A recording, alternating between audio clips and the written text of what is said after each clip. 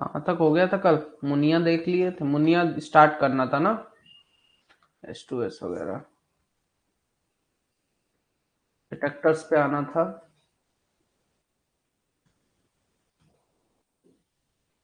कल यहाँ तक हो गया था हमारा, आज हमें यहाँ से स्टार्ट करना था। आज ये खत्म हो जाएगा, फिर बचेगा आपका फ्लेम सेफ्टी लैम्प, वो भी आज के आज खत्म हो जाएगा। आज से मैं फ्री हूँ पूरी तरह से। Detection and estimation of CO, CO का डिटेक्शन और एस्टिमेशन करना है, तो जिसके लिए हम अलग अलग चीजों का देखिए इस्तेमाल करते हैं। तो बेसिकली हम तीन चीजों के बारे में, जो कि बहुत इंपॉर्टेंट है आपके लिए, इनके बारे में हम देखेंगे। जैसे कि सबसे ज्यादा इंपॉर्टेंट तो आपका बर्ड्स का इस्तेमाल करना, या फिर माउस का इस्तेमाल करना, या फिर यू दूसरा हो जाता है आपका कलरीमेट्रिक इंडिकेटिंग डिटेक्टर्स का इस्तेमाल करना। ये भी एक अच्छे डिटेक्टर साबित होते हैं ऑन द स्पॉट किसी भी चीज को डिटेक्ट करने के लिए, सॉरी की मतलब कि मीथे कार्बन मोनोऑक्साइड गैस को बेसिकली डिटेक्ट करने के लिए। आजकल तो इलेक्ट्रॉनिक मेजरिंग इंस्ट्रूमेंट्स भी आने लगे हैं मार्केट में, इनका इस्तेमाल तो सबसे ज्यादा होता है।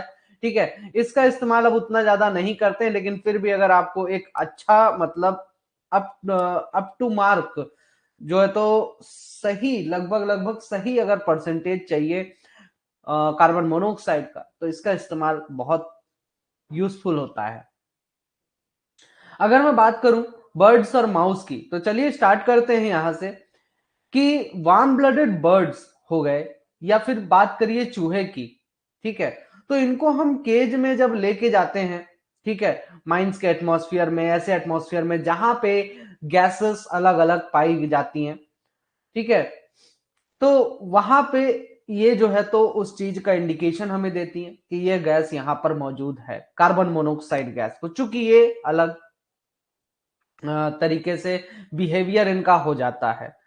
अब माउस से अच्छा इंडिकेटर तो बर्ड को माना जाता है, क्योंकि माउस के केस में क्या होता है कि जो चिड़िया है, जब उसको बेचैनी होने लगेगी, है ना, थोड़ा सा भी अगर उसको समझ में आए, 0.15% के आसपास भी मुनिया चिड़िया को अगर समझ में आता है, या फिर कैनरीज कैनरीज बर्ड्स को की बात करें, ठीक है, तो इनको 0.15% पे भी ना ये आपको रिएक्शन कुछ ना कुछ देना स्टार्ट कर देंगी, इधर उधर भागेंगी या फड़फड़ाने लगेंगी या आवाज निकालने लगेंगी। लेकिन जो चूहा होता है वो एक कोने में दुबक के बैठ जाएगा, आपको समझ में ही नहीं आएगा कि सच में वहां पे कार्बन मोनोऑक्साइड गैस है या नहीं है। जब उसको बेचैनी होगी वो चुपचाप दुबक के बैठ जाएगा डर के मारे, है ना। तो उससे आपको समझ में आता ही नहीं है कि वो ऐसे ही दुबक के बैठा है कि इसके कारण दुबक के बैठा है, ठीक है, आपके डर के कारण दुबक के बैठा है, क्या है। तो ये दिक्कत होती है। कलरीमेट्रिक इंडिकेटिंग डिटेक्टर्स में ये होता है कि हम सीधे सीधे एक टेस्ट ट्यूब लेते हैं, टेस्ट ट्यूब में आपका केमिकल भरा होता है, टेस्ट ट्यूब में से जैसे ही हवा पास कराएंगे उसका कलर चेंज होने लगता है, क्योंकि केमिकल रिएक्शन होगा कार्बन मोनोऑक्साइड का टेस्ट ट्यूब में जो केमिकल है उसके साथ, और उसके जैसे ही जितना भी कलर चेंज होगा उस कलर के बेसिस पे हम अपना, हमारे पास एक स्केल होगी, उस स्केल में अलग अलग कलर्स में परसेंटेज लिखा होगा, तो उससे मैच करेंगे, जो भी कलर मैच करेगा उतना परसेंटेज वहां पे जो स्केल में दिया होगा उतना परसेंटेज वहां पे कार्बन मोनोऑक्साइड वगैरह होगा।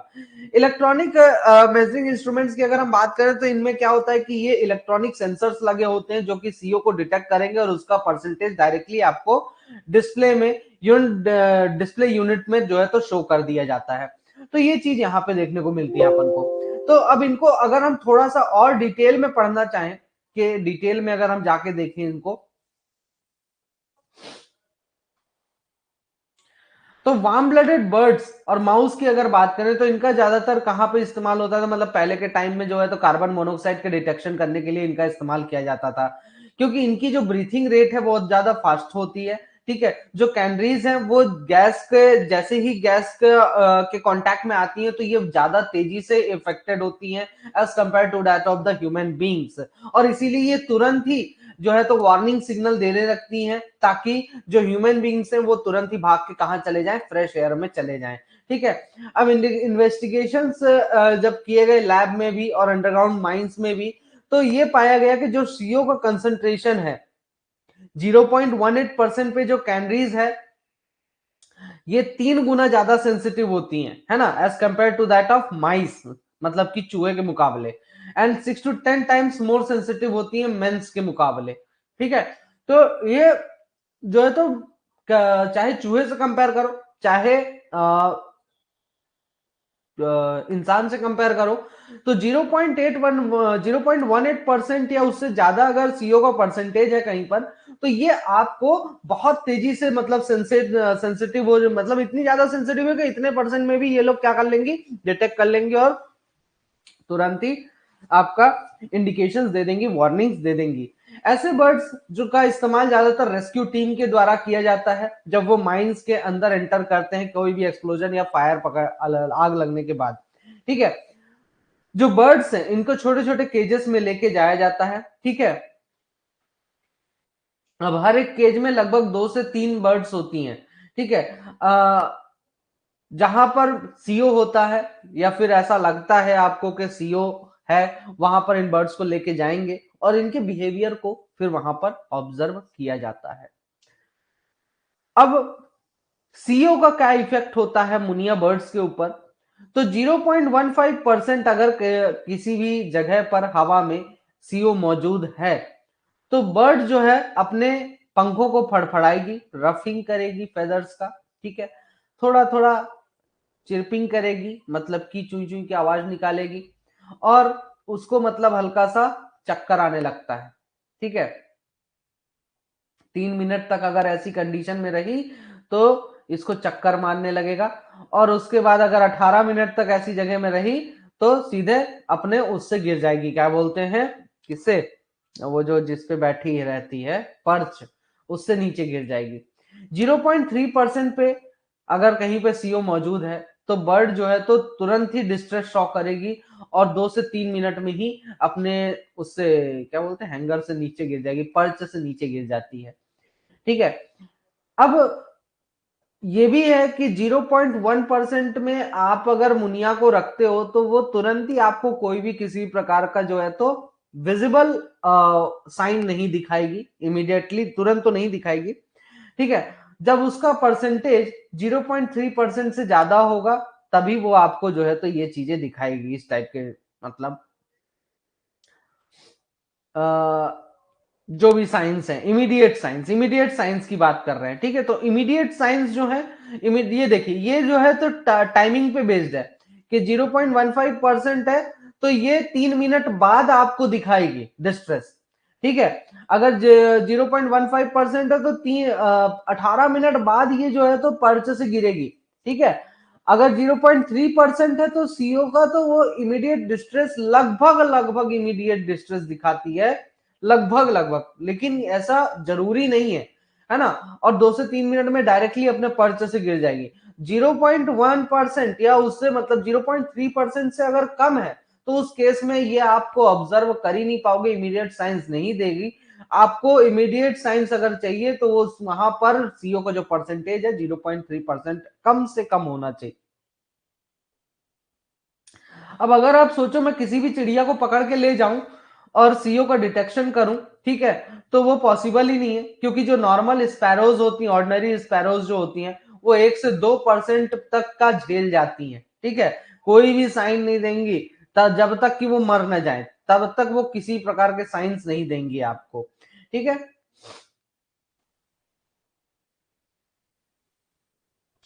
तो अगर कहीं पर 0.15% का आपको डिटेक्शन करना है सीओ का, तो उसके लिए आपके पास मुनिया बर्ड्स जो है तो होना जरूरी हो जाता है।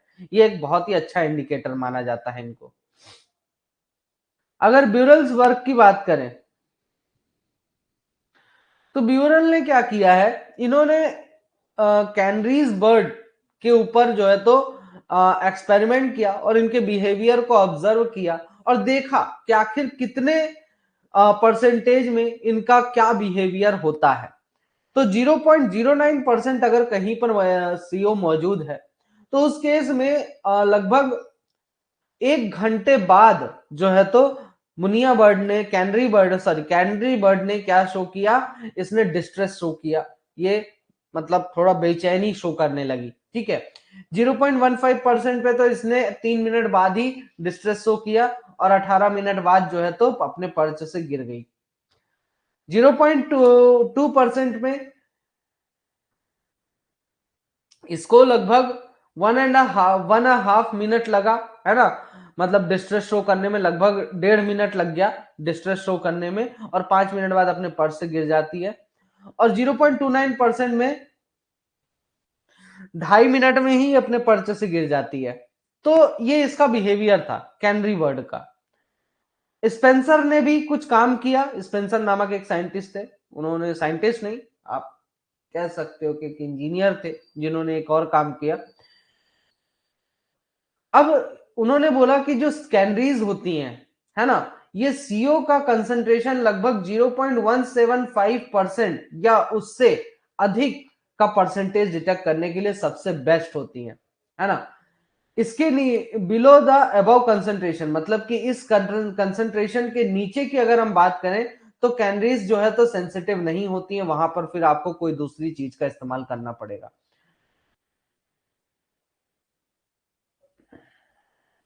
अब लोवेस्ट कंसंट्रेशन, ऐसा कंसंट्रेशन सीओ का जिस पर आपकी जो कैनरीज हैं वो इनसेंसिटिव हो जाती हैं, है ना, मतलब कि इनको अब कोई सेंस ही नहीं है, समझ में ही नहीं आता है। तो वो कौन सा परसेंटेज है, 0.125% पे। और जो मैन है वो अनकॉन्सियस हो जाता है कितने परसेंट पे, 0.04 या फिर से लेके 0.05% तक तो में तो वो अनकॉन्सियस हो जाएगा, मतलब उसकी सोचने समझने की क्षमता जो है तो खत्म होने लगती है ना। तो मतलब ह्यूमन बींग्स तुरंत ही नहीं शो करते हैं डिस्ट्रेस, या फिर किसी भी प्रकार का आपको इंडिकेशंस नहीं आता ह्यूमन बींग्स में, लेकिन असर होता है, असर होता है, ठीक है। अब कलरीमेट्रिक इंडिकेटिंग डिटेक्टर्स का अगर हम इस्तेमाल करना चाहें तो ये ऑन द स्पॉट मेजरमेंट के लिए सबसे बेस्ट मेथड है, ठीक है, रैपिड मेथड सबसे बेस्ट मेथड। जो इसका प्रिंसिपल है, तो जो सीओ कलरीमेट्रिक डिटेक्टर्स हैं वो केमिकल रिएक्शंस पे बेस्ड हैं कि भाई सीओ का जो केमिकल रिएक्शन है बाकी चीजों के केमिकल्स के साथ किस प्रकार का है, और उसके बेसिस पे वो कलर्स को किस एक्सटेंट तक, किस लिमिट तक चेंज करता है। इसके बेसिस पे, इस प्रिंसिपल पे हमारा जो है तो कलरीमेट्रिक डिटेक्टर्स काम करते हैं। जो केमिकल्स है उनको डिटेक्टर ट्यूब्स में रखा जाता है, उसके दोनों एंड्स को सील करके रखे रहते हैं। इनकी जो लाइफ होती है डिटेक्टर ट्यूब्स की, लगभग 2 साल इनकी लाइफ होती है, 1 से 2 साल के आसपास इनकी लाइफ होती है। 2 साल आप मार्क कर सकते हो, है ना, मैक्सिमम 2 साल इनकी लाइफ होती है। जब हमें डिटेक्शन करना होता है कि तो हम क्या करते हैं कि जो डिटेक्टर ट्यूब है उसको, उसके सील को हम तोड़ देते हैं, ठीक है, और ट्यूब को हम जो है तो एक एस्पिरेटर में लगाते हैं और फिर वहां से उसमें हवा भरना स्टार्ट करते हैं। माइंस एयर की जो हवा है उसमें भरना स्टार्ट करेंगे डिटेक्टर ट्यूब में। अब अगर हवा में सीओ है तो उसके कारण केमिकल रिएक्शन होगा, ट्यूब के अंदर केमिकल्स के साथ उसका केमिकल रिएक्शन होगा, और उसके कारण जो है तो कलर चेंज हो जाएगा अंदर वाले केमिकल का। डिटेक्टर ट्यूब के अंदर जो केमिकल भरा है उसका कलर जो है तो चेंज हो जाएगा।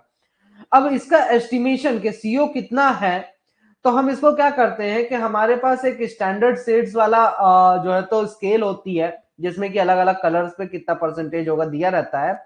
तो उसके कलर के साथ हम मैच करेंगे कि कलर में कितना बदलाव आया है, और उसके बेसिस पे हम सीओ का जो है तो परसेंटेज पता कर देते हैं।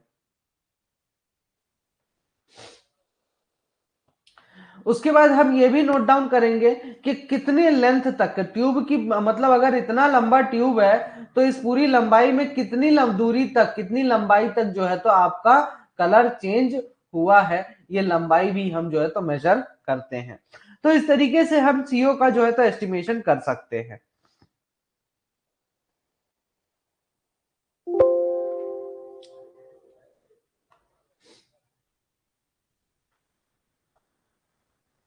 आ गए जी कुणाल, बड़ा लेट हो जी, सोते रह जाते हो क्या ठंडी में। पीएच डिटेक्टर, ये जो है तो सीप government and corporation limited Britain में बनाया गया है, इंग्लैंड में इसको बनाया गया है इस डिटेक्टर को। इसमें ग्लास ट्यूब होती है जिसमें सिलिका जेल होता है, ये मैं आपको पहले भी बता चुका हूँ ईएमटी के लेक्चर में, ठीक है।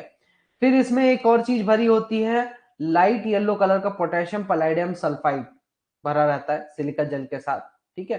अब देखिए कुछ इस टाइप का होता है, ये आपका इस टाइप का होता है कि यहाँ पे,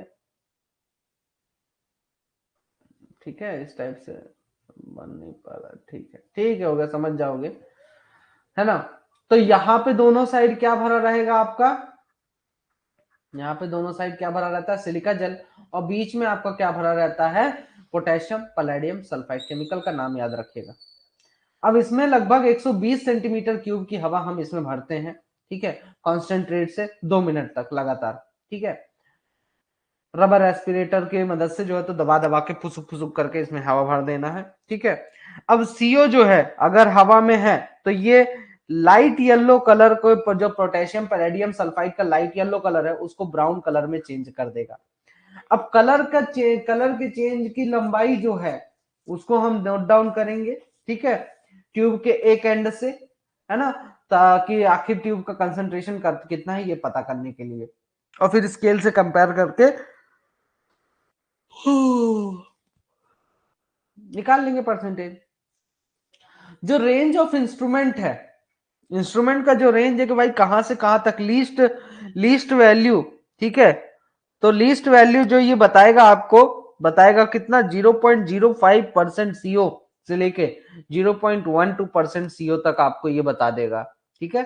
तो ये एक अच्छी बात है कि ये आपको बहुत कम सीओ का परसेंटेज जो है तो डिटेक्ट करके बता सकता है। ये देखिए कुछ इस टाइप का इसका होता है, सीप government PS carbon monoxide detector.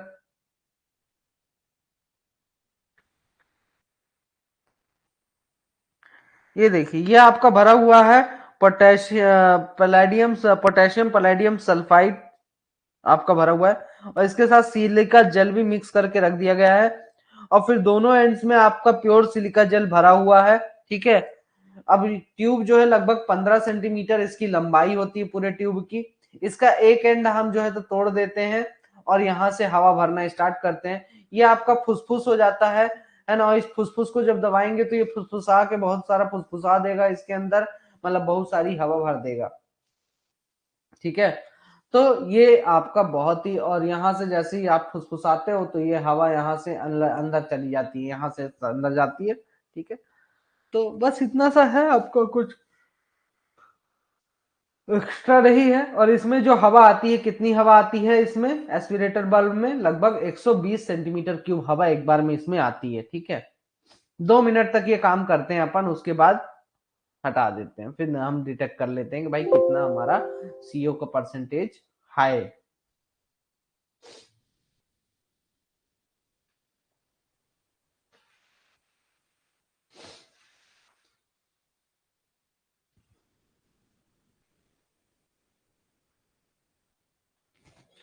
हाँ बैन कर दिया गया है, हम नहीं यूज करते हैं।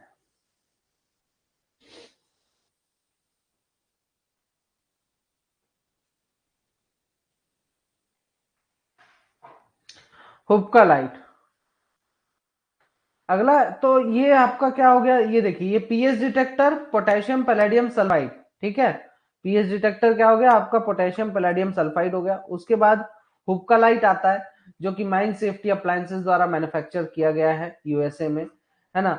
अब ये डिटेक्टर क्या करता है कि जो सीओ है, सीओ क्या करता है कि जब ये किसी भी चीज के साथ रिएक्शन करेगा, ऑक्सीडेशन जब हम इसका करते, मान लीजिए इसका जब हम ऑक्सीडेशन करेंगे तो ये सीओ क्या करेगा, ऑक्सीडेशन होने पर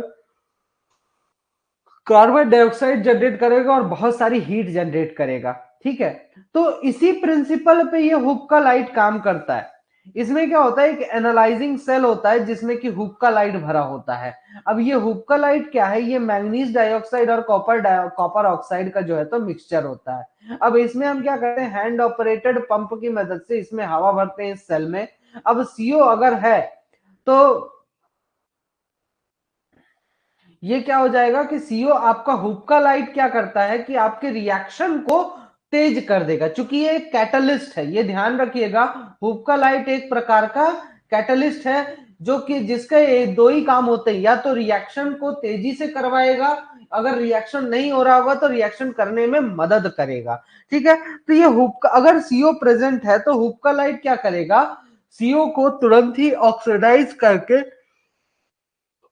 CO2 में कन्वर्ट कर देगा, और है ना, और इसके साथ ही हीट भी जनरेट होगी। अब जैसे ही टेम्परेचर बढ़ेगा तो यहाँ वहां पे हम क्या लगा के रखते हैं, थर्मामीटर लगा के रखते हैं उस मीटर में, उस सीरीज में, है ना। अब थर्मामीटर क्या करता है कि परसेंटेज, सीओ का परसेंटेज जो है तो आपका बता के दे देगा वहां पे, ठीक है। तो थर्मोकपलिंग करके रखते हैं, यहाँ पे थर्मोकपलिंग वर्ड यूज किया, मतलब कि जैसे जैसे टेम्परेचर बढ़ेगा तो वहां पे एक और आपका थर्मोमीटर के साथ एक और मीटर लगा होगा, जो कि आपका क्या करेगा, इस चीज को डिटेक्ट करेगा, मतलब कि थर्मामीटर जो भी रीडिंग देगा उसके रेस्पेक्ट में वो आपका सीओ का परसेंटेज बता देगा। ये लगभग 0.05% से लेकर 0.015% तक सीओ, तो सीओ के वो को डिटेक्ट करके आपको बताता है।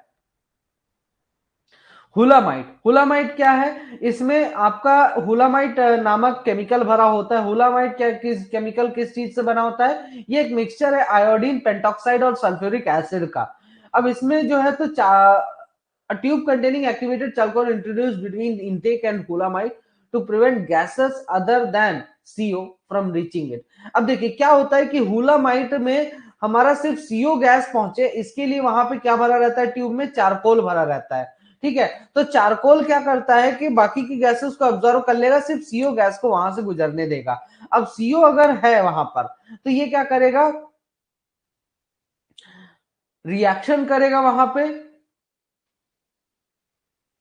और रिएक्ट किसके साथ, आयोडीन पेंटोक्साइड के साथ, और आयोडीन पेंटोक्साइड के साथ जैसे ही रिएक्शन करेगा तो वहां पे आयोडीन जो है तो निकलना स्टार्ट हो जाएगा, ठीक है। आयोडीन बनना स्टार्ट होता है, और जैसे ही आयोडीन बनना स्टार्ट होता है, ग्रेइश व्हाइट कलर जो है, हुलामाइट जो है तो ग्रेइश व्हाइट कलर का होता है, वो ग्रीन या फिर ब्राउन या फिर ब्लैक कलर में कन्वर्ट होना स्टार्ट हो जाता है। अब वो डिपेंड करता है कि सीओ का परसेंटेज कितना है या सीओ का कंसेंट्रेशन कितना है, ठीक है।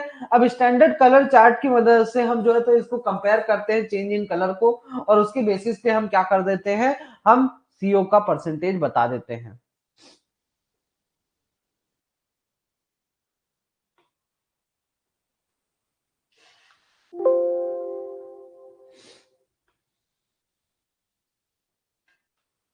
Carbon monoxide detector of MSA limited. अब इस डिटेक्टर में क्या क्या होता है, एक एस्पिरेटर होता है, ये रहा, ठीक है। एक कलर कंपेयरिंग स्केल चार्ट होता है, और एक सीओ डिटेक्टिंग ट्यूब होती है, देखिए ये सीओ डिटेक्टिंग ट्यूब होती है, ठीक है।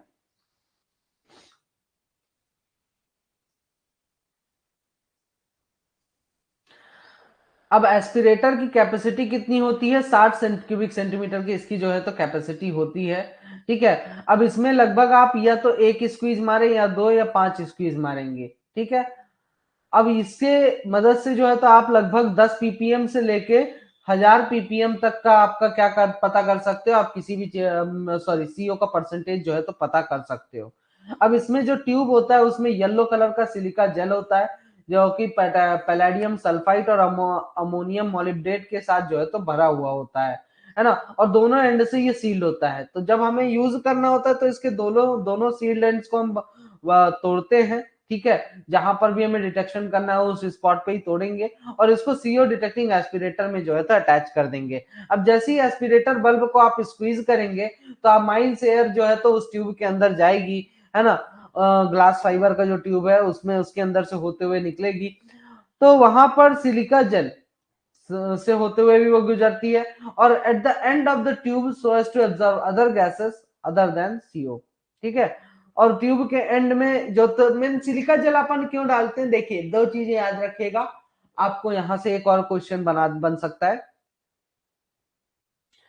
कि आपसे अगर कोई पूछे कि जितने भी डिटेक्टर ट्यूब्स हम यूज करते हैं वहां पर अदर गैसेस न जाने पाए, या सीओ के अलावा बाकी गैसेस को रोकने के लिए हम क्या यूज करते हैं, तो आप ये ध्यान रखिएगा कि एक तो हम चारकोल का इस्तेमाल करते हैं, दूसरा हम सिलिका जेल का इस्तेमाल करते हैं, ठीक है। तो ये दो चीज आप जरूर जरूर ध्यान रखिएगा कि आपको एक क्वेश्चन यहां से अगर कोई बनाना चाहे तो बना सकता है, जो मैंने अभी पूछा क्या, कि सीओ के अलावा बाकी गैसेस जो है तो ट्यूब के अंदर नहीं जाना चाहिए, इसको रोकने के लिए आप क्या यूज कर सकते हैं, डिटेक्टर ट्यूब्स में क्या यूज किया जाता है, तो सिलिका जेल एंड चारकोल का इस्तेमाल किया जाता है। जो हवा में सीयू है वो अमोनियम पैलेडियम के साथ जो है तो रिएक्शन करता है, और उसके साथ ही वो क्या प्रोड्यूस करेगा, ऑक्साइड्स प्रोड्यूस करेगा, ठीक है।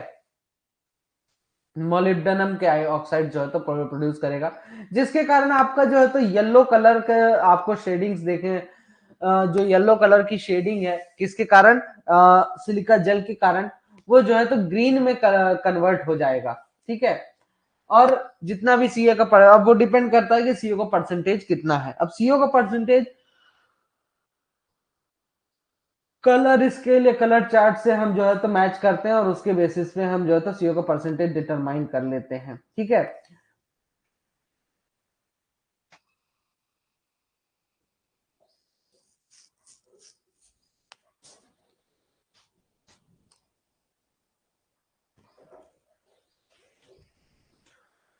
अब इंस्ट्रूमेंट आपका जो है तो 0.01% तक का आपका सीओ बता सकता है। लगभग ये 0.01% से लेके 0.4% के रेंज में जो है तो आपका डिटेक्ट कर सकता है। अब अगर सीओ का परसेंटेज कम है तो 5 स्क्वीज कम से कम आपको जो है तो सीओ का मारना पड़ेगा, सॉरी एस्पिरेटर बल्ब को कम से कम 5 बार आपको दबाना पड़ेगा मिनिमम।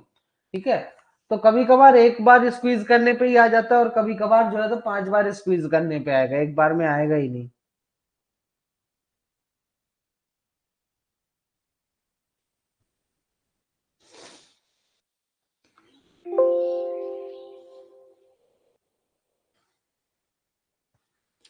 अब इलेक्ट्रॉनिक मेजरिंग इंस्ट्रूमेंट्स का हमें इस्तेमाल करना है। क्लास करनी नहीं है, व्हाट्सएप पे मैसेज करते हो कि शेड्यूल ही क्यों किए जाते हैं जब क्लास ही नहीं होनी तो। अरे करो क्लास, तब ना पढ़ाने में मन लगता है।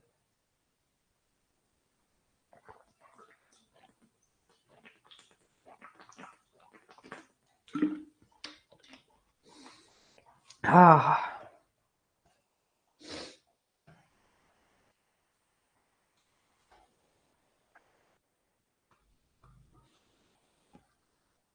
क्यों जी कुणाल, सही कहा ना, करो क्लास, आगे है, जल्दी जल्दी करते हैं यार, खत्म करना है।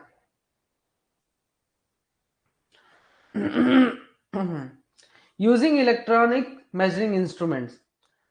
अब सीओ को बहुत तेजी से अगर आप मेजर करना चाहते हैं तो उसके लिए आप पोर्टेबल इलेक्ट्रॉनिक मेजरिंग इंस्ट्रूमेंट्स का इस्तेमाल कर सकते हैं। ये ज्यादा एक्यूरेट होता है और इकोनॉमिकल होता है ना, अदर डिटेक्टर ट्यूब्स के मुकाबले इकोनॉमिकल भी होता है।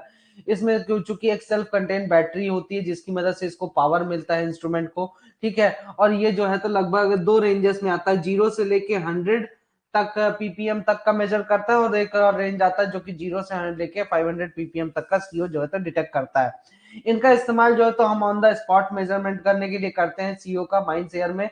और ये जो है तो फिक्स्ड पॉइंट कंटिन्यूअस मॉनिटरिंग कर सकता है किसी भी लोकेशन पे। फिक्स्ड पॉइंट कंटिन्यूअस मॉनिटरिंग है ना, मतलब कंटिन्यूअसली मॉनिटर करेगा, लगातार आपको सीओ का परसेंटेज बताता रहेगा, लेकिन फिक्स्ड पॉइंट वाला है ना। आप इधर उधर घूम घूम के जो है तो नहीं करिए, इसमें अगर आपको चाहिए तो फिक्स्ड पॉइंट पे एक पर्टिकुलर स्पॉट पे कि कितना है आपका परसेंटेज, ये आपको डिटेक्ट करके बता देगा।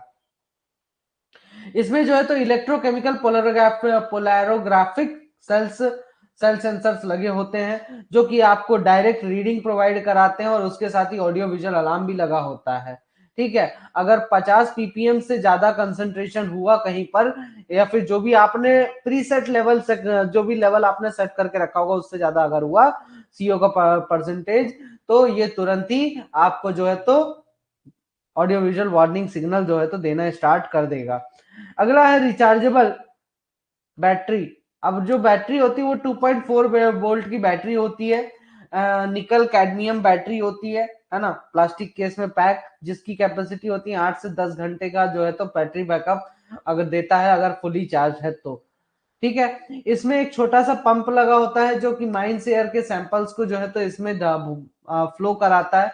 ठीक है, और जो कि फ्लो मीटर से फ्लो होते हुए और एक फैक्ट्री सेट फ्लो से होते हुए जो कंट्रोल वाल्व है वहां से होते हुए गुजरती है। मतलब कि बेसिकली ये चीजें लगी रहती हैं, है ना। पंप क्या करता है, हवा अंदर डालेगा और उसके बाद इसमें से फ्लो मीटर से होते हुए ये पूरा, मतलब जो भी मीटर आपको पूरा बताएगा, ये रीडिंग्स वगैरह देगा, उन चीजों से होते हुए गुजरती है methane, sorry, carbon monoxide gas.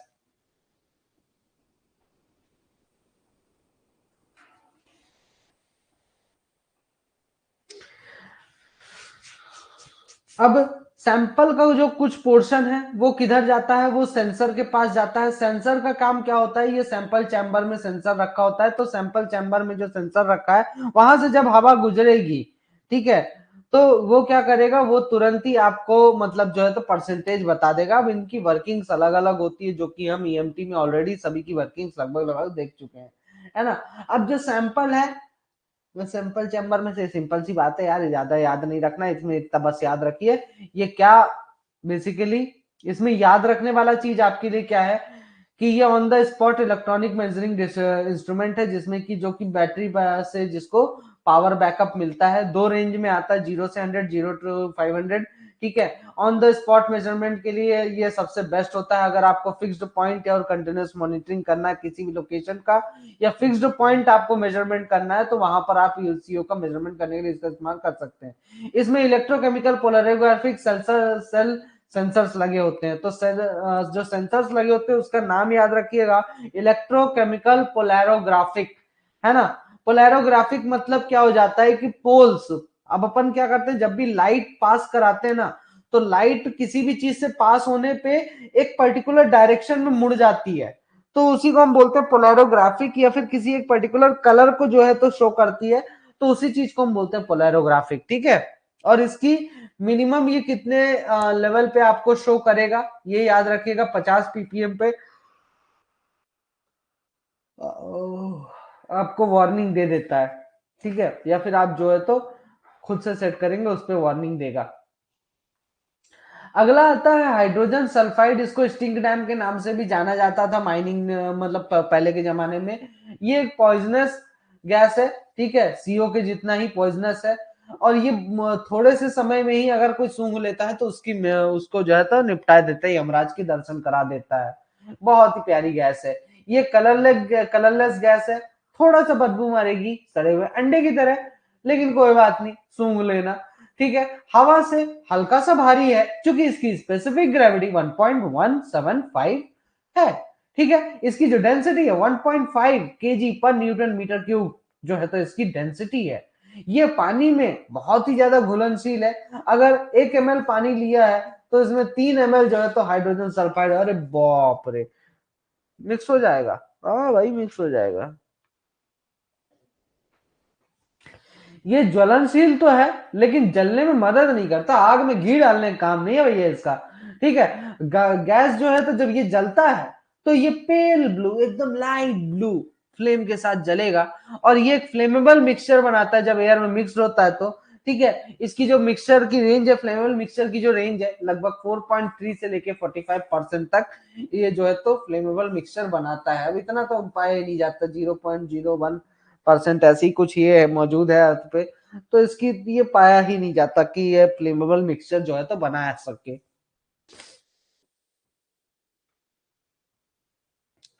अब H2S की अगर मैं सोर्सेस की बात करूं तो H2S कहाँ किन किन चीजों के कारण प्रोड्यूस होता है, तो कुछ कोल माइंस में और मेटल माइंस में बेसिकली पाया जाता है। H2S जो है तो माइंस में 3 चीजों के कारण प्रोड्यूस होता है। स्पॉन्टेनियस हीटिंग के कारण, जब कोयले का स्पॉन्टेनियस हीटिंग होता है तब, है ना। अगर कोयले में सल्फर है और उसका स्पॉन्टेनियस हीटिंग हो रहा है, तब आपको क्या देखने को मिलेगा, H2S देखने को मिलेगा। और सल्फर के साथ ये रिएक्शन करके क्या बनाता है, पाइराइट्स बनाता है, ठीक है। या फिर ऑर्गेनिक कुछ और ऑर्गेनिक कंपाउंड्स भी बनाता है ये। जो अगर कहीं पे ऑर्गेनिक मैटर सड़ रहा होता है, जैसे कि टिम्बर और लकड़ी वगैरह सड़ता है, वहां पे H2S जो है तो प्रोड्यूस होता है। माइन वाटर सल्फाइड्स का एक्शन जो होता है, एसिड का जब एक्शन होता है ना, एसिड माइन वाटर का सल्फाइड्स के साथ जब रिएक्शन होता है, तो उस केस में भी H2S जनरेट होता है। मीथेन ब्लोवर्स या फिर कहीं पे आउटबर्स्ट जो है तो होता है, तो वहां पे थोड़ी सी H2S जो है तो जनरेट होती ही होती है, ठीक है। तो ये चीजें ध्यान में रखिएगा।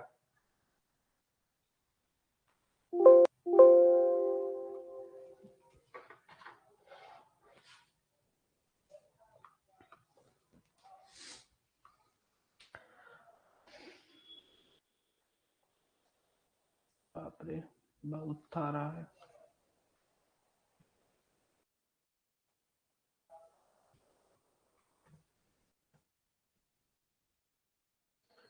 रेडॉन, रेडॉन है क्या आपके में? शायद नहीं है ना।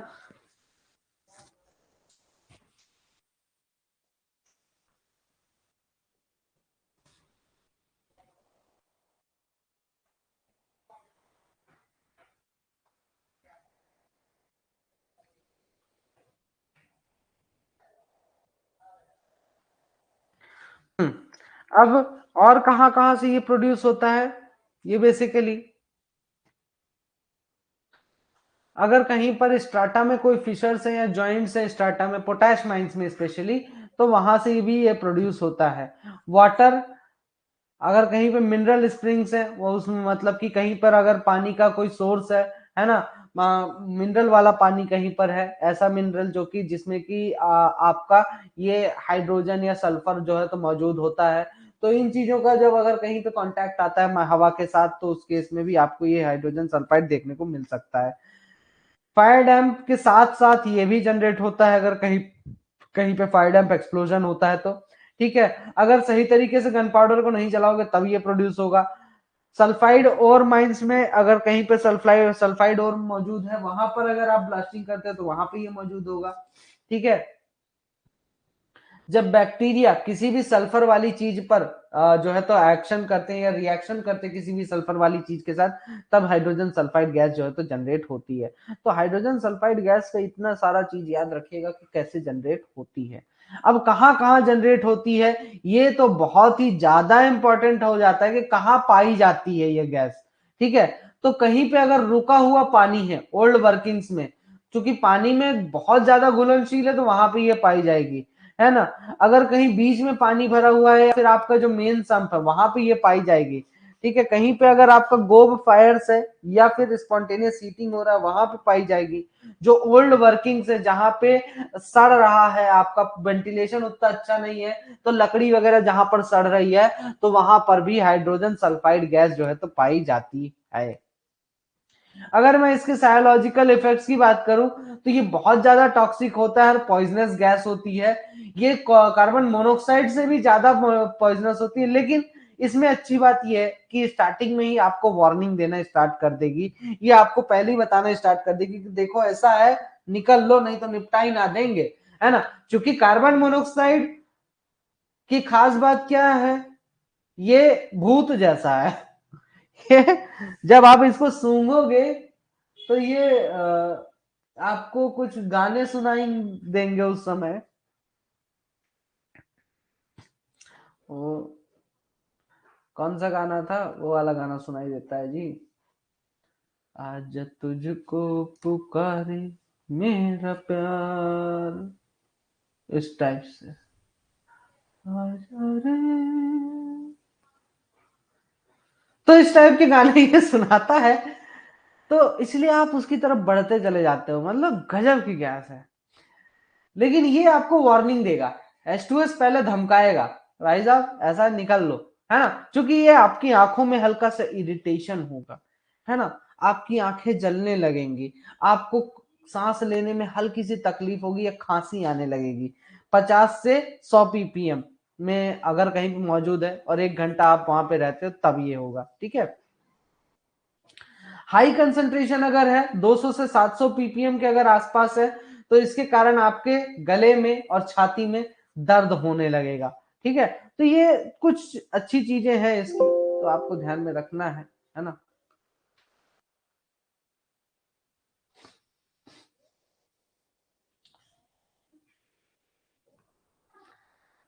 H2S,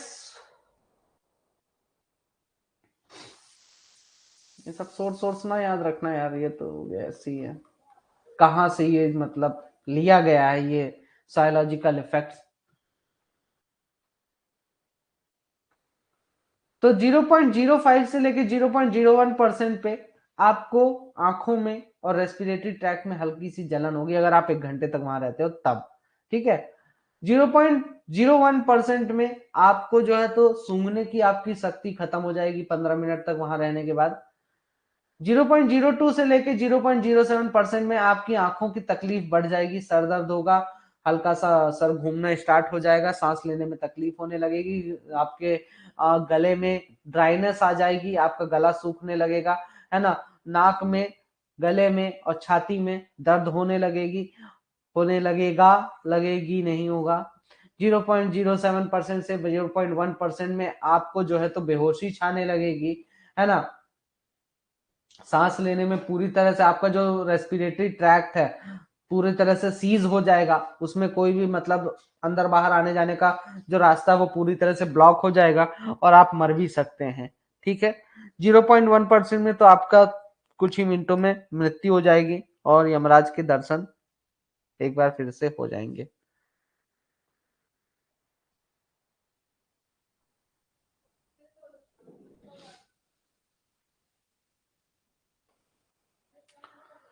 अब सीओ का डिटेक्शन कैसे करना है? सूंघ के। यार बोलोगे सर जी अभी बोले ना सूंघने की क्षमता खत्म हो जाएगी 15 मिनट बाद, पहले सूंघा रहे हैं। तो सीओ को जो है तो हम तुरंत ही जो है तो पता कर सकते हैं कि अगर कहीं पर सीओ मौजूद है। अगर सीओ का परसेंटेज 1 ppm भी है, या सॉरी पीसीओ अगर कहीं पर 1 ppm भी मौजूद है, मतलब कि 0.0001% भी अगर सीओ मौजूद है, तो आपको सड़े हुए अंडे की तरह महक आएगी। तो आप पता कर लोगे कि हाँ यहाँ तो सीओ है। ठीक है, अब पहले घर में सड़ा अंडा सूंघ के जाना, नहीं तो ये भी नहीं पता चलेगा कि सड़ा अंडा ही महक रहा है कि नहीं। ठीक है, डिस्टिंक्टिव ऑर्डर होता है, मतलब कि ये लगभग 0.2% में भी आपको जो है तो समझ में आ जाएगा कि हाँ वहां पर सीओ है या फिर कोई गड़बड़ है। हायर कंसेंट्रेशंस में आपका जो है तो ये पैरालिसिस मार सकता है, या आपके स्मेलिंग का जो सेंस है उसको पूरी तरह से खत्म कर सकता है, क्योंकि सांस लेने में भी ये तकलीफ करने लगता है। इसीलिए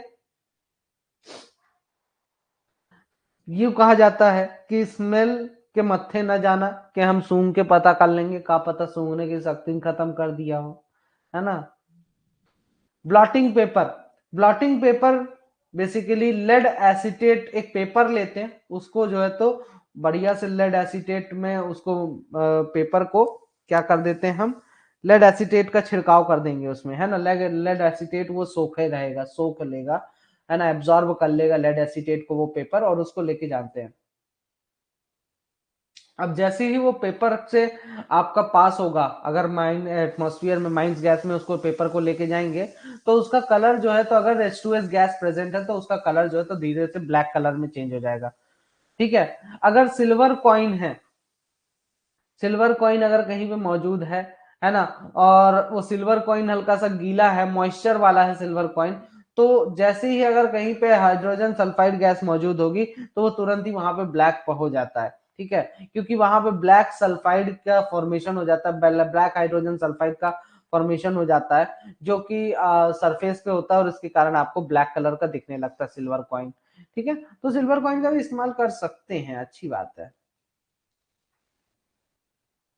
अब मार्केट में और भी अच्छे आते हैं कलरीमेट्रिक इंडिकेटिंग डिवाइसेस की, अगर डिटेक्टर्स की अगर हम बात करें तो एमएसए का आता है। ठीक है, अब एमएसए डिटेक्टर्स जो है तो इनमें क्या भरा होता है, पैलेडियम क्लोराइड भरा होता है एसीटोन वाटर सॉल्यूशन में।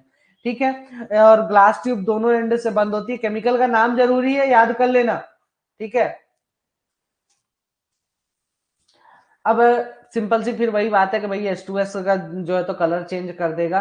ठीक है, अब कलर क्या चेंज, कैसे चेंज करता है, क्या होता है कि जो ग्लास ट्यूब है इसके चारों तरफ एक कॉटन लगा होता है, कॉटन, है ना, कॉटन बोले तो रुई लगी होती है। अब जैसे ही इसमें से हवा पास कराएंगे तो ये क्या करेगा, आपका तुरंत ही जो है तो कलर चेंज कर देगा, कॉटन का कलर जो है तो डार्क कलर का कर देता है। ठीक है, तो इससे आपको समझ में आ जाएगा, सैंपलिंग स्केल से आप जो है तो पता कर सकते हैं।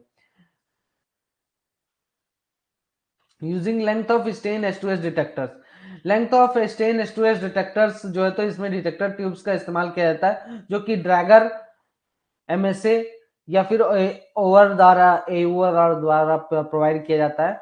जो डिटेक्टर ट्यूब होता है इसमें व्हाइट ग्रेन्यूल्स होते हैं, किसके, एल्यूमिनियम ऑक्साइड के, जिसके ऊपर सिल्वर साइनाइड की जो है तो कोटिंग होती है। अब जैसे ही ये CO2 H2S के कांटेक्ट में आता है तो ये ग्रेइश ब्लैक कलर का जो है तो में चेंज होने लगता है। ठीक है, और चूंकि इसमें क्या बनता है, ब्लैक सिल्वर सल्फाइड का जो है तो फॉर्मेशन होता है, उसके कारण ये ऐसा जो है तो रिएक्शन शो करता है आपको।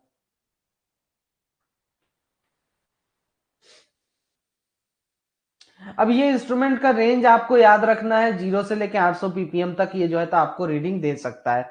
जो डिटेक्टर्स हैं, पोर्टेबल H2S डिटेक्टर्स की अगर हम बात करें तो ये एमएसए के द्वारा मैन्युफैक्चर किए जाते हैं, है ना। पोर्टेबल सीओ इंडिकेटर्स की तरह ही इनमें भी बैटरी बैकअप होता है, बैटरी से ये इनको पावर बैकअप मिलता है। ठीक है।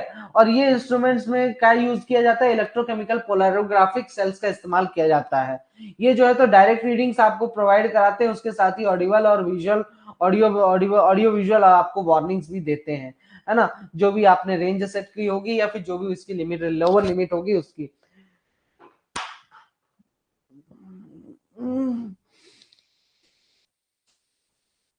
इनका जो रेंज होता है ये 0 से 20 के वाला भी आता है, 0 से 100 ppm वाला भी आता है, ठीक है। और जो डिटेक्टेबल रेंज का कंसंट्रेशन है इनका वो है 0.5, जो डिटेक्ट कर पाते हैं ये।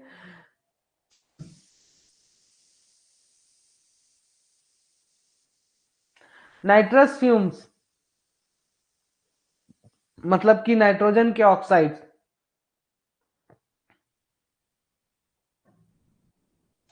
अब जो नाइट्रोजन गैस होती है वो वैसे तो इनर्ट गैस होती है, एक टाइप की इनर्ट गैस होती है नाइट्रोजन गैस, ठीक है। लेकिन इसके बहुत सारे ऑक्साइड्स आते हैं जो कि बहुत ज्यादा टॉक्सिक होते हैं, एक्सट्रीमली टॉक्सिक। अब इसके टोटल 6 ऑक्साइड्स है, NO, NO2, N2O, N2O3, N2O4, N2O5 and है ना। तो ये आपके 6 क्या है इसके ऑक्साइड्स हैं। अब ये अनस्टेबल व्हाइट क्रिस्टलाइन सॉलिड होता है, जो N2O5 होता है ये एक अनस्टेबल व्हाइट क्रिस्टलाइन सॉलिड होता है। NO nitric oxide, nitrogen oxide, NO2, N2O4 को हम क्या बोलते हैं, नाइट्रोजन टेट्रा ऑक्साइड। और इनमें हल्का सा beating, have a beating and choking smell, ठीक है। मतलब कि आपको जो सांस लेने में, मतलब कि आपको सूंघने में तकलीफ होगी, आपको नाक जाम हो जाती है आपकी, ठीक है। They are yellow to reddish brown colour, किस कलर के होते हैं, येलो और रेडिश ब्राउन कलर के होते हैं। और इनमें जो है तो ब्लास्टिंग पाउडर फ्यूम्स का जो है तो स्मेल आता है आपको इसमें, ठीक है। मतलब कि जब आप पटाखे फोड़ते हो तो उसमें जो महक आती है ना, वो यही होता है, नाइट्रस फ्यूम्स होते हैं, ठीक है। इनको ये आपका माइंस के हवा में आसानी से डिसॉल्व हो जाते हैं। और नाइट्रोजन डाइऑक्साइड ये सबसे ज्यादा टॉक्सिक ऑक्साइड है, नाइट्रोजन डाइऑक्साइड, है ना। नाइट्रोजन का सबसे ज्यादा टॉक्सिक ऑक्साइड अगर आपसे कोई पूछ ले तो कौन सा बताएंगे, नाइट्रोजन डाइऑक्साइड को जो है तो बताएंगे कि भाई ये सबसे ज्यादा टॉक्सिक है, इससे ज्यादा कुछ नहीं है।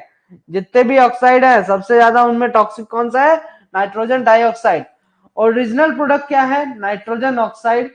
अब ये जो है तो ऑक्सीजन के साथ तुरंत ही कंबाइन होता है और रेड कलर के धुएं में कन्वर्ट हो जाता है, जो कि क्या है, नाइट्रोजन डाइऑक्साइड। अब इसमें जो है तो आपको हल्की सी पंजेंट स्मेल मिलेगी, मतलब बड़ी गंदी सी स्मेल आती है ना, फ्यूमिंग नाइट्रिक एसिड की, ठीक है। अब जो नाइट्रोजन डाइऑक्साइड है, फिर उसके बाद ये क्या होता है, जैसे जैसे ये ठंडा होता जाता है तो ये कलरलेस नाइट्रोजन टेट्रा ऑक्साइड में कन्वर्ट होता चला जाता है, ठीक है। तो इस तरीके की चीजें देखने को मिलती है। नाइट्रस फ्यूम्स में नाइट्रोजन डाइऑक्साइड सबसे ज्यादा पॉइजनस होता है, ठीक है। और नाइट्रोजन ऑक्साइड भी पॉइजनस है, लेकिन नाइट्रोजन डाइऑक्साइड के मुकाबले कम पॉइजनस है।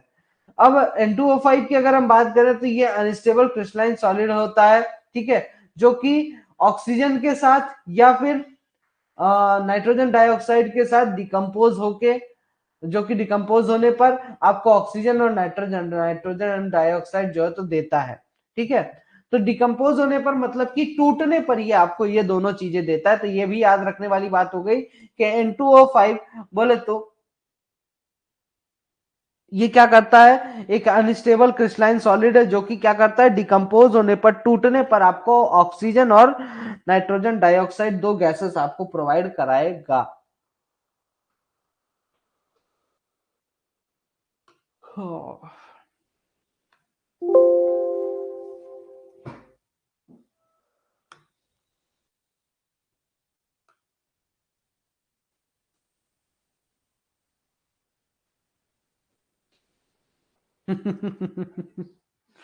बिल्कुल। हम्म। नाइट्रस फ्यूम्स आखिर पाया कहाँ जाता है, नाइट्रस फ्यूम्स कहाँ पाया जाता है, ये ब्लास्टिंग जब होती है, हाई एक्सप्लोसिव्स का जब हम ब्लास्टिंग करते हैं, जैसे कि जिलेटिन हो गया, डायनामाइट हो गया, तो इनका क्या होता है, जब इनका इनकम्प्लीट बर्निंग होता है किसी भी एक्सप्लोसिव, जब कोई भी एक्सप्लोसिव पूरी तरह से नहीं जल पाता है तो उस केस में नाइट्रस फ्यूम्स का जनरेशन होता है। ठीक है, अब अगर ऐसे एक्सप्लोसिव्स हैं जिनमें कि आपका नाइट्रोग्लिसरीन है तो वो भी आपको ये चीजें प्रोवाइड कराते हैं। ठीक है, नाइट्रोग्लिसरीन ऑक्सीजन, अगर आपको पर्याप्त मात्रा में अगर आप ऑक्सीजन नहीं देते हो नाइट्रोग्लिसरीन एक्सप्लोसिव्स को, तो सॉरी, पर्याप्त मात्रा में नहीं, ऑक्सीजन इम्बैलेंस है, मतलब आपका जितना ऑक्सीजन होना चाहिए या तो उससे ज्यादा हो गया या तो उससे कम हो गया। तो ज्यादा होने पर नाइट्रस फ्यूम्स प्रोड्यूस होते हैं और कम होने पर कार्बन मोनोऑक्साइड प्रोड्यूस होता है, मतलब फांसी दोनों तरफ से लगी है वो, है ना। तो अब they tend to settle in the freshly blasted and dry muck pile, है ना। अब ये क्या होते हैं, हवा से 1.5 गुना ज्यादा भारी होते हैं, तो ये क्या करते हैं, ये धीरे धीरे आपका जो मक पाइल है, मतलब कि ब्लास्टिंग के बाद जो आपका ढेर लगा हुआ ब्लास्टेड मटेरियल को, उसके ऊपर धीरे से जाके सेटल डाउन हो जाएंगे। ठीक है, अब जैसे ही आप उसको जो है तो डिस्टर्ब करते हो, लोडर या ऑपरेटर के द्वारा डिस्टर्ब किया जाता है, तो वहां से वो तुरंत ही रिलीज होना स्टार्ट हो जाता है और उनको जो है तो अफेक्ट करता है। नाइट्रस फ्यूम्स जो है तो कंबशन के प्रोसेस के समय भी प्रोड्यूस होता है। जब डीजल इंजन के सिलेंडर्स में आपका जलता है डीजल, उस समय जो है तो नाइट्रस फ्यूम्स प्रोड्यूस होते हैं। डीजल लोकोमोटिव जो है तो स्मॉल क्वांटिटी में जो है तो नाइट्रस फ्यूम्स प्रोड्यूस करते हैं। शाफ्ट्स और टनल्स की,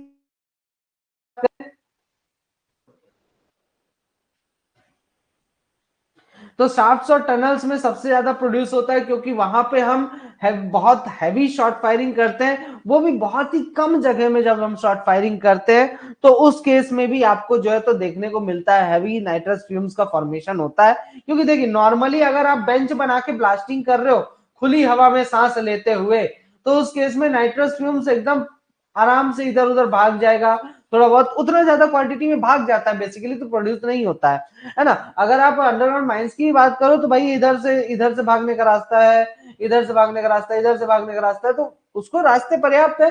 लेकिन अगर ब्लास्ट हम बात कर रहे हैं शार्प सिंकिंग की और टनलिंग की, तो इसमें तो भाई ये तो भारी है, तो ये तो यहीं का यहीं रह जाएगा, ऊपर की तरफ तो ये गैस ब्लास्टिंग के बाद तो भागेगी ही नहीं।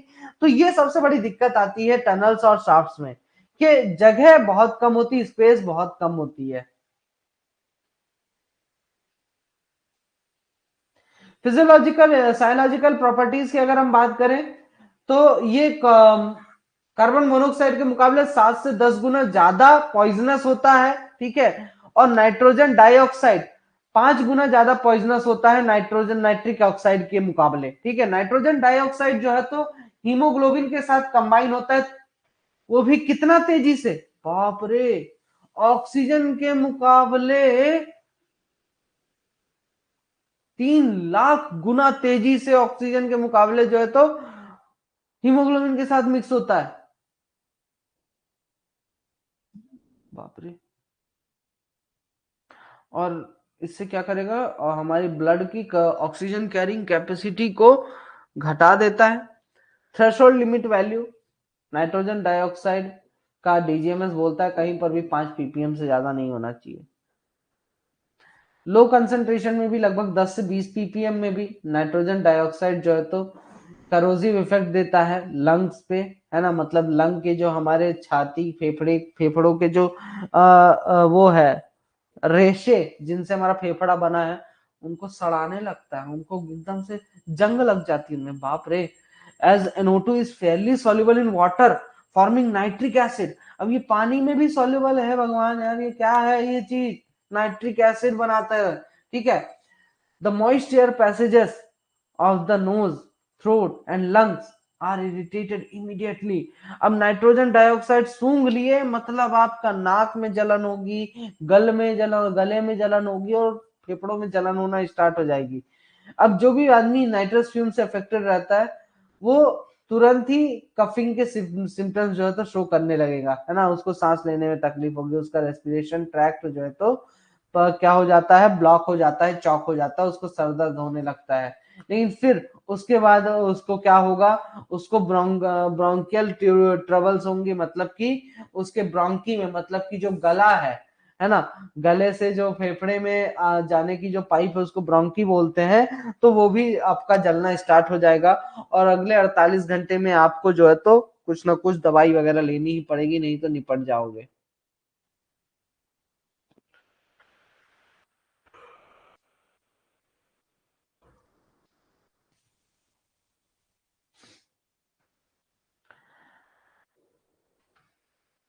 हम्म। अब 5 ppm पे ये क्या करता है, ये आपका जो प्रेजेंट टाइम में जो आपका दिया हुआ है सर्कुलर मेडिजेवस में, तो थ्रेशोल्ड लिमिट वैल्यू है मिनिमम इतना, इससे ज्यादा नहीं होना चाहिए, मैं है ना, थ्रेशोल्ड लिमिट वैल्यू है। 60 ppm में ये क्या करता है, ये आपको गले में आपके इरिटेशन करने लगेगा। 100 ppm में आपको खांसी आने लगेगी। 100 से 150 ppm में आपका मतलब थोड़ी देर के लिए भी आप जाओगे तो आपको खतरे की घंटी आपकी बज जाएगी। और कहीं पर अगर 200 से 700 ppm है तो आप बहुत तेजी से जो है तो इससे अफेक्टेड होंगे और तुरंत ही निपटने की कगार पे यमराज के दर्शन के लिए तैयारी बनना स्टार्ट कर देंगे। ठीक है, बैकपैक्स, चल दो।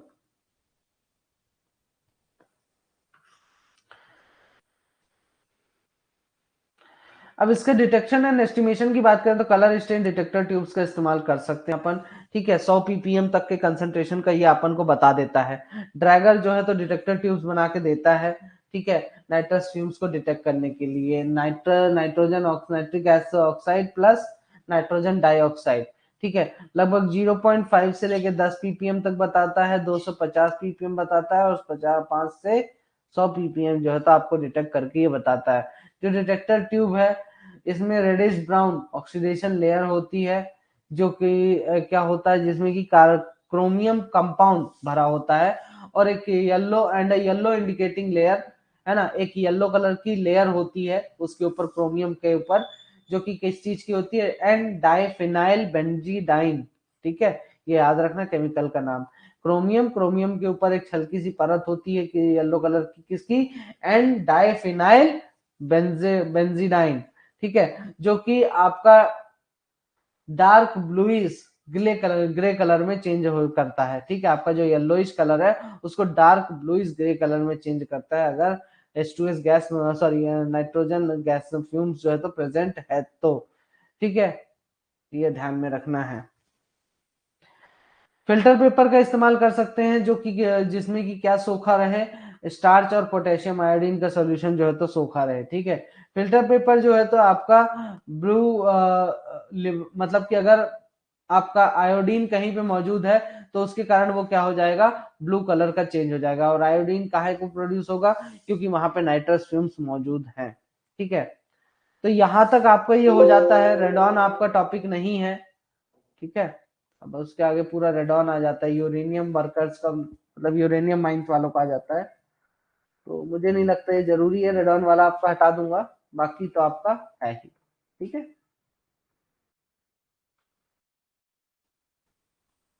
300 टाइम्स तो सीओ था।